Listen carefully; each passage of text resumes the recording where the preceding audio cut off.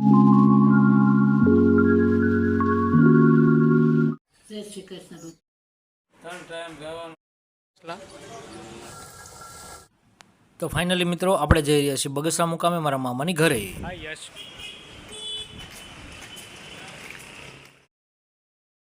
તો ફાઇનલી હવે આપણે ધારીથી બસમાં બેસી ગયા હતા અને ધીમે ધીમે આપણી બસ નીકળી ગઈ હતી. હવે જવાનું હતું પહેલાં તો બગસરા અને ત્યાંથી પહોંચવાનું હતું મોટા માંડવડા મુકામે, બરાબર.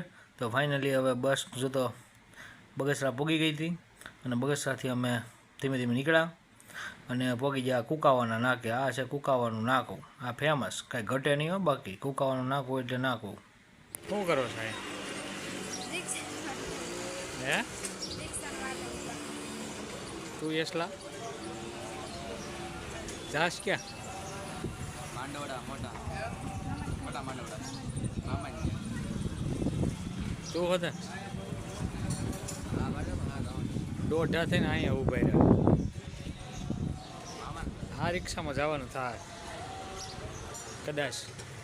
બગસરા ફૂકાવાના નાકે બેઠા છે. 12 વાગી ગયા છે અને નહીં તો વાર લાગે, કારણ કે રિક્ષા મળે તો થાય, કારણ કે અમારી ગાડી તો છે નહીં.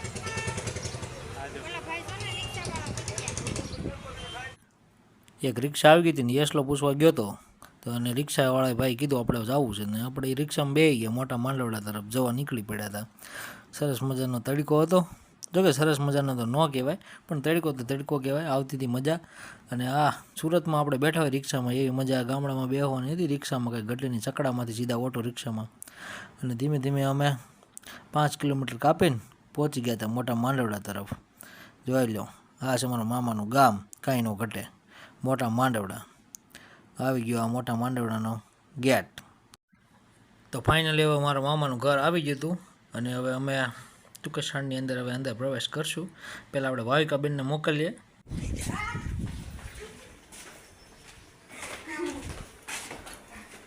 ઓકે કે નથી લગતા.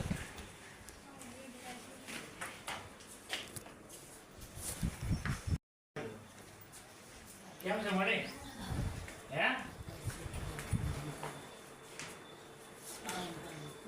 ખાઈ લીધું કે બાકી છે?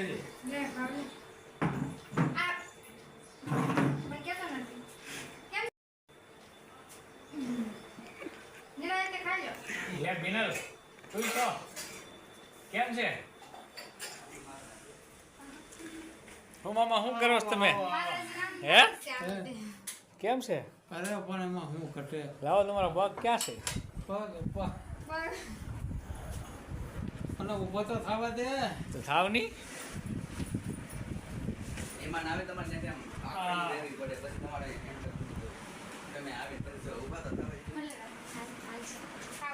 આવો બેસો ભાણુભાઈ. હવે મને એમ થયું કે મારા મામા ગામમાં બેઠા છે, મારી વાત જોઈને ત્યાં તો મામા નિરાંતે આરામ કરે છે. મામાને જમાઈ ગયો પછી નિરાશ હોય. ખાઈ લીધું અમારી વગેરે ક્યારનું ખાઈ લીધું? 11 વાગે. તો તમે ફોન પછી કર્યો હતો કે ફોન કર્યો પછી ખાધું? 11 વાગે. મામાને 11 વાગે જમવા જોઈએ, સાંજે 6 વાગે જોઈએ, સવારે 5 વાગે જોઈએ. 3 ટાઈમ ગાવાનું પણ બહુ વહેલા ટાઈમ બધા. તો મામાએ ખાઈ લીધું છે ને અમારે ખાવાનું બાકી છે, બરોબર છે. અમારું ભાણું આગળ પીરસાવાનું છે, થોડીક વાર રહીને ખાઈ લેવું. ત્યાં સુધી આપણે વિડીયોને પોસ્ટપોન કરીએ. મોર્નિંગ એવરીવન, જય શ્રી કૃષ્ણ, જય માતાજી. મામાની ઘરે અને શુભ શરૂઆત અને શુભ સવાર સાથે સવાર પડી ગઈ છે. હું અને અમારે ભાઈ સાહેબ બે ઉઠી ગયા છે. જો ધાબા ઉપર હોવાની કંઈક મજા જ અલગ છે. ઠંડો પવન, બહુ મજા આવી ગઈ. હજી એટલો ઠંડો પવન છે. ભર ઉનાળે આવો ઠંડો પવન ક્યાંથી મળે? બહુ મજા આવે ધાબે હોવાની. તો હવે આપણે ઉઠવાનું છે, બરાબર. મામા ઉઠીને વ્યાજ જશે. હવે આપણે સહી ખાલી એટલે આપણે ઉઠી જઈએ. ફાઇનલી આપણે ઉઠી ગયા. હવે આપણે નીચે આવો.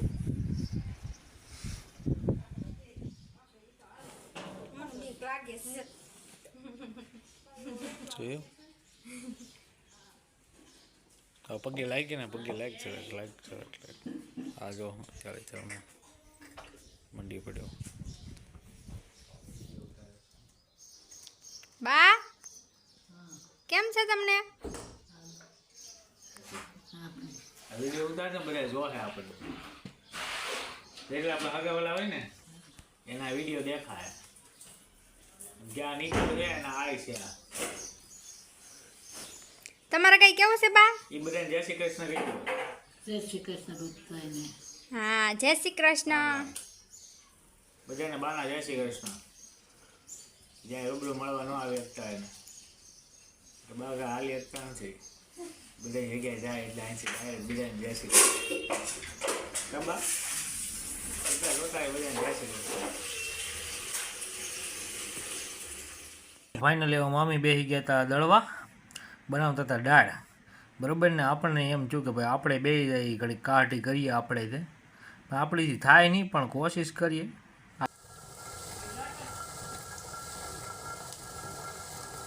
ચલો